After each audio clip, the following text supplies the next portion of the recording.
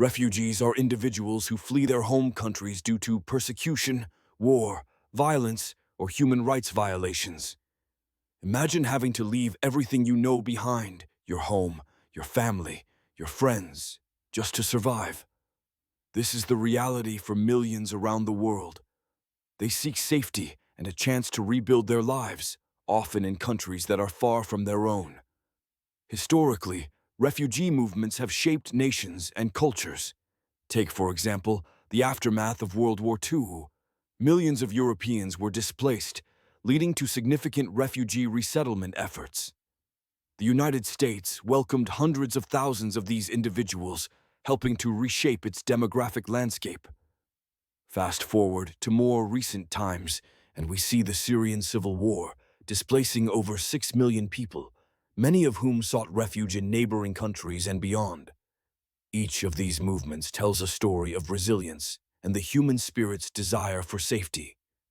The humanitarian arguments for accepting refugees are compelling. At the core, it's about empathy and shared humanity. When we see someone in distress, there's a natural instinct to help. Accepting refugees can also enrich host countries culturally and economically. Many refugees bring skills, talents, and perspectives that can contribute positively to their new communities. Countries like Canada have embraced this idea, successfully integrating refugees and benefiting from their contributions. However, the acceptance of refugees is not without its challenges. Some argue that it strains public resources, such as healthcare, education, and housing. There are concerns about security and the potential for social unrest. These fears can lead to resistance against refugee acceptance, as seen in various nations where political rhetoric has fueled division and fear.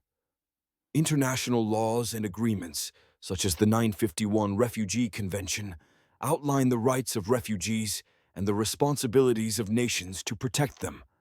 These agreements emphasize the principle of non-refoulement, which prohibits returning refugees to places where they face threats to their life or freedom.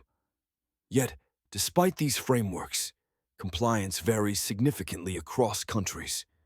There are many myths surrounding refugees that contribute to misconceptions. For instance, some believe that refugees are a burden on the economy. In reality, studies show that refugees often contribute more in taxes than they receive in benefits. Another common myth is that refugees are more likely to commit crimes. In fact, research indicates that refugees are less likely to engage in criminal activity than native-born citizens. Looking at specific nations, we see contrasting approaches to refugee acceptance. Germany, for instance, opened its doors to over 1 million Syrian refugees in 2015, leading to a vibrant, diverse society. Conversely, Hungary has taken a hardline stance, building barriers to prevent refugees from entering, citing security concerns. These differing responses highlight the complex nature of the refugee crisis and the varied perspectives on how to handle it. Finding balanced solutions is crucial. Countries can work together to share the responsibility of accepting refugees, ensuring that no single nation bears the brunt of the crisis. This could involve creating more robust international frameworks for refugee resettlement and support, as well as addressing the root causes of displacement, such as conflict and poverty.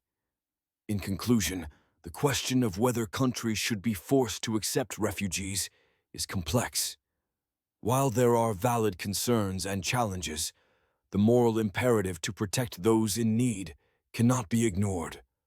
A collaborative approach that respects both humanitarian values and national interests may offer the best path forward.